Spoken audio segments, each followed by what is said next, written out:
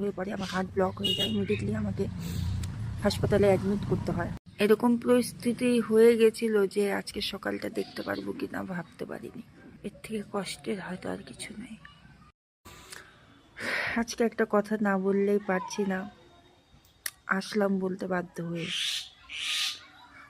কথাটা পুরোপুরি শুনবেন আমার সবাই, তারপরেই বিচার মন্তব্য রাখবেন, কারণ জানি কথাটা শুনে অনেকেই অনেক রকম কথা বলবেন।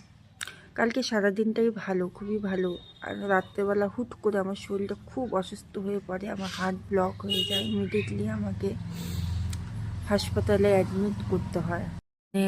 এরকম পরিস্থিতি হয়ে গেছিল যে আজকে সকালটা দেখতে পারবো কিনা ভাবতে পারিনি।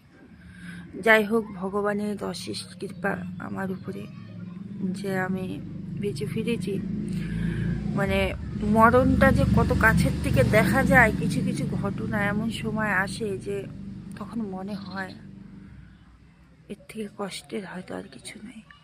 যাই হোক, আমি আমার দুঃখটা শোনাতে আসিনি, আমার এটাই বলার যে একটা মানুষ বেঁচে থাকতে যখন কারো ভালোবাসা না পায়, একটা মানুষকে মানে বেঁচে থাকতে যখন তার কোনো কদর আমরা না করতে পারি, সে মরে গেলে তার সামনে গিয়ে বসে কান্নাকাটি, চোখের জল ফেলা কোনো মানে নেই। আমার মনে হয় না, কোনোই মানে নেই।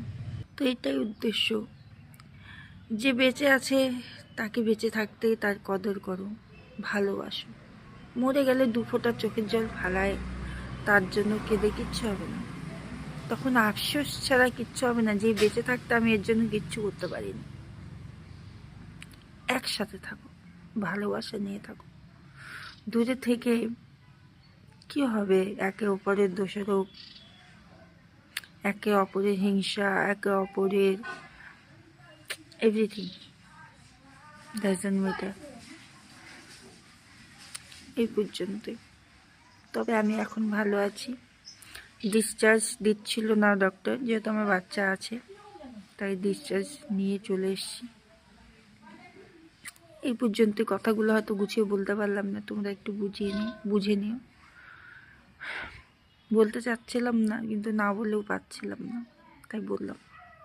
সবটাই যখন শেয়ার করি এটাও করলাম। এখন হয়তো বলতে পারবে অ্যাডমিট ছিল, কোথায় দেখালে না, তো কারণ ওই সিচুয়েশন ছিল না, আমার ছিল না, এবং কি আমার হাজব্যান্ডেরও ছিল না যে ওরকম আমি অ্যাডমিট হচ্ছি, আমাকে নিয়ে দৌড়াদৌড়ি করছি, ওটা দেখাবে।